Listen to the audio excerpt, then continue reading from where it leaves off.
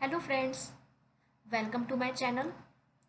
आज हम इस वीडियो में बात करेंगे कि हम अपने रिसर्च पेपर में जो हमारा लास्ट सेक्शन होता है, जिसकी बहुत ज़्यादा इम्पोर्टेंस होती है, दैट इज़ कंक्लूजन सेक्शन, उसको हम कैसे लिखें।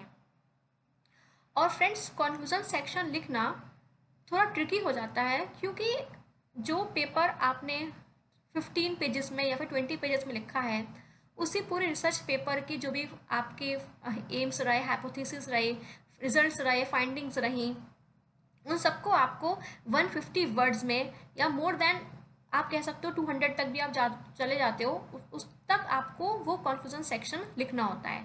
सो ये बहुत ही टिपिकल हो जाता है कि आप कंक्लूजन सेक्शन कैसे लिखो। आज हम इस वीडियो में बात करेंगे, मैं आपको स्टेप बाय स्टेप बताऊंगी कि आप कैसे अपने रिसर्च पेपर में कंक्लूजन सेक्शन को लिखें।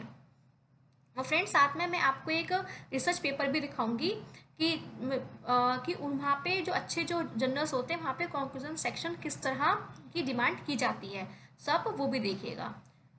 चलिए फ्रेंड्स, वीडियो की शुरुआत करते हैं।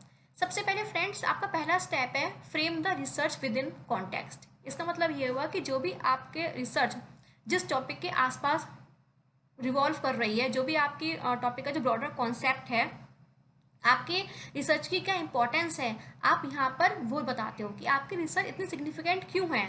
आप वो एम, वो ऑब्जेक्टिव यहाँ पर बताते हो। ठीक है। फिर सेकंड आपका स्टेप है समराइज फाइंडिंग्स।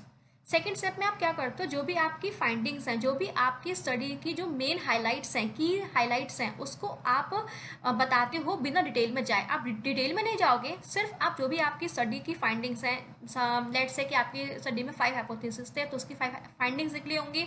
उनकी बस जो भी उसकी की हाइलाइट्स हैं, आप उसके बारे में बस बता देते हो, डिटेल में आप नहीं जाते हो। आप यहाँ कह सकते हो कि आप क्रिप्स वे में अपनी फाइंडिंग्स की समरी बता देते हो। फिर थर्ड स्टेप आपका आता है डिस्कशन ऑन रिजल्ट्स। अब ये क्या है कि जो भी आपकी फाइंडिंग्स आई हैं, ठीक है, उसको यहाँ पे आप शॉर्ट डिस्कशन करते हो। यहाँ पे आप जस्टिफाई करते हो कि आपकी फाइंडिंग्स का मतलब क्या है। ठीक है, आप जो फाइंडिंग्स निकाली है वो कहना क्या चाह रही है और उसकी इम्प्लीकेशंस क्या हो सकती हैं, आप ये बताते हो। यहाँ पे आप अपनी फाइंडिंग्स के बारे में डिफरेंट पर्सपेक्टिव्स, डिफरेंट वे बताते हो कि आपकी स्टडी का इम्प्लीकेशन क्या होगा और कैसे कैसे ये इफेक्ट कर सकती है आपकी स्टडी। और ये आपकी अगर कोई स्टडी ऐसी जहाँ पे आपने कंपेयर करा है, कंपेरेटिव स्टडी है आपकी है, तो वहाँ पे आप अपनी करंट स्टडी को पास्ट रिसर्च के साथ कंपेयर भी करते हो। ठीक है, इतना डिटेल में नहीं जाओगे आप, बस शॉर्ट डिस्कशन करोगे यहाँ पर भी। ठीक है। फाइंडिंग्स में क्या था, फाइंडिंग्स में आपके जो भी की हाइलाइट्स थी, मेन फाइंडिंग्स थी, उनको आपने एक लाइन में बस लिख दिया बिना डिटेल में जाए। और रिजल्ट्स वाले, और फिर जब उसके बाद आप जब फाइंडिंग्स को जब शॉर्ट समरी या फिर शॉर्ट डिस्कशन करोगे तो वो आप यहाँ पे अपने रिजल्ट्स को डिस्कस करोगे। ठीक है। फिर फोर्थ स्टेप आपका है लिमिटेशन ऑफ स्टडी। फ्रेंड्स, हम अपनी रिसर्च फाइंडिंग्स में या अपनी रिसर्च पेपर में लिमिटेशंस क्यों लिखते हैं?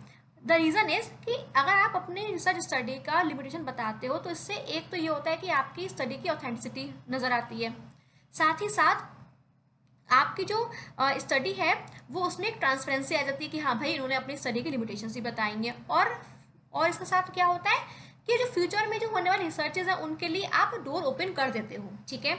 अब आप देखते हो कि जैसा हमें कहा जाता है कि आप लिटरेचर रिव्यू करो, तो जब लिटरेचर रिव्यू करते हैं तो उसमें हमें पता लग जाता है कि भाई कहाँ कहाँ तक स्टडी हो चुकी है और हमें कहाँ पे करनी है। तो इसलिए आप फ्यूचर स्टडीज़ के लिए भी डोर ओपन कर देते हो। इसलिए लिमिटेशंस जो आप अपनी स्टडी का बताते हो, तो उसके साथ साथ आप वहाँ पे फ्यूचर रिसर्च भी बताते हो। तो ये फोर्थ स्टेप है, और जो फोर्थ जो स्टेप है और सेकेंड स्टेप है वो आप एक साथ ही है यहाँ पे, कि आप एक ही पैरा में स्टडी की लिमिटेशन बता दोगे, एक ही या अगर आप एक पैरा लिख रहे हो तो लास्ट की 5-6 लाइंस में लिख दोगे, या फिर अगर आप फर्स्ट 3 स्टेप एक पैरा में लिख रहे हो और ये जो है लिमिटेशंस ऑफ स्टडी और फ्यूचर रिसर्च, इनको अगर आप अलग पैरा में लिखना चाहते हो तो लास्ट पैरा भी आप कर सकते हो, बना सकते हो, दूसरा पैरा भी आप बना सकते हो।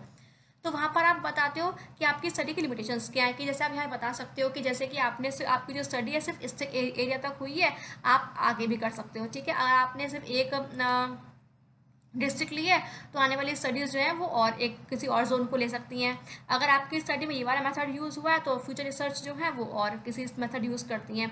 तो इस तरीके से आप अपनी स्टडी की यहाँ लिमिटेशंस भी बताते हो। ठीक है फ्रेंड्स।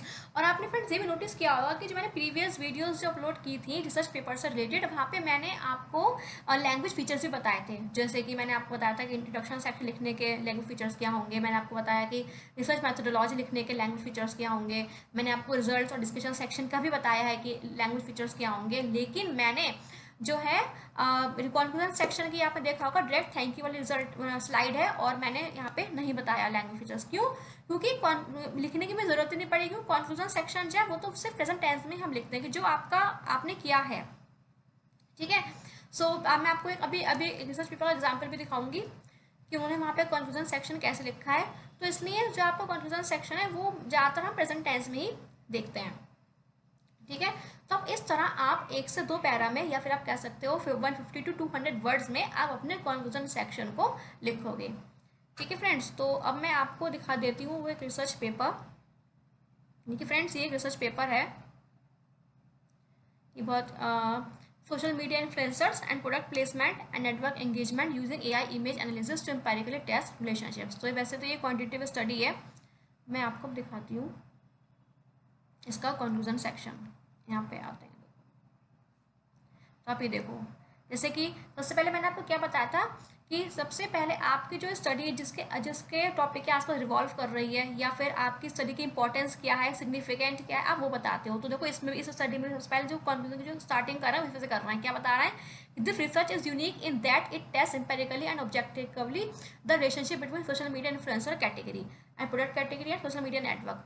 ठीक है। तो यहाँ बताया कि इनकी स्टडी क्यों इंपॉर्टेंट है, क्योंकि यहाँ पे ये रिलेशनशिप देख रहे हैं social media influencer category product category में एंड ऑल। ठीक है। तो यहाँ सबसे पहले इन्होंने यहाँ पे इंपॉर्टेंस बता दी। फिर उसके बाद मैंने क्या बताया था, फिर वो बताते हैं उसकी फाइंडिंग्स, वो भी एक जो भी की हाईलाइट्स होती हैं वो बताते हैं बिना डिटेल में जाए। तो इन्होंने देखो यहाँ पे भी यही करा है।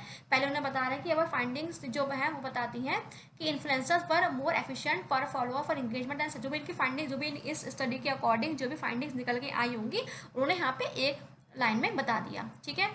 फिर थर्ड स्टेप क्या था, थर्ड स्टेप ये था कि जो भी आपके फाइंडिंग्स निकल के आएंगे उसको आप शॉर्ट डिस्कशन करोगे। तो देखो इस वाली लाइन से यहाँ देखो, the study shows that relevance and authority were important for engagement. तो यहाँ पे अब जो भी उनके फाइंडिंग्स निकल के आए ना अभी बता रहे हैं उसका हम शॉर्ट डिस्कशन कर रहे हैं। क्यों ये इंपॉर्टेंट है, मेरी फाइंडिंग्स का मतलब क्या, मतलब मेरी फाइंडिंग्स का मतलब क्या है, क्यों ये इसका इम्पैक्ट क्या हो सकता है, तो देखो ये बता रहे हैं। ठीक है। तो इन्होंने इस 3 to 4 लाइन्स में इन्होंने यहाँ पर ये भी बता दिया। ठीक है।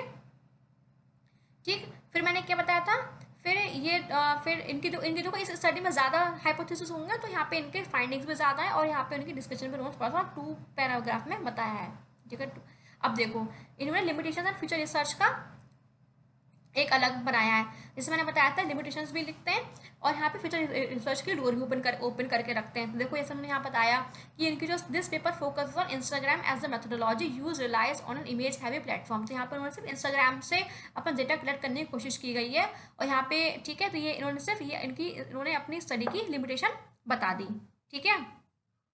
और यहाँ पे देखो लास्ट लाइन में क्या बताया इन्होंने, a future study could also analyse product placement videos posted on social media. वो अलग प्लेटफॉर्म से भी जा सकते हैं, वाईटी पे जा सकते हैं, फेसबुक वगैरह पे जा सकते हैं, वो यहाँ से भी यूज़ कर सकते हैं। तो इन्होंने फ्यूचर स्टडीज़ के लिए डोर भी ओपन कर दिया। ठीक है।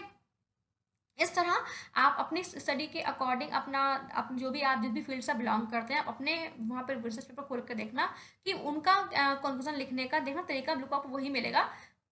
ठीक है। और बस उन्होंने भी वहाँ पर लिमिटेशंस फ्यूचर रिसर्च के बारे में भी बताया होगा। सो फ्रेंड्स, इस तरह मैंने आपको बताया कि आप कैसे अपने रिसर्च पेपर में कंक्लूजन सेक्शन लिख सकते हो। सो आई होप फ्रेंड्स आपको ये वीडियो पसंद आई होगी। अगर आपको वीडियो पसंद आई है सो प्लीज़ लाइक करें, शेयर करें एंड मेरे चैनल को सब्सक्राइब करें। Thank you.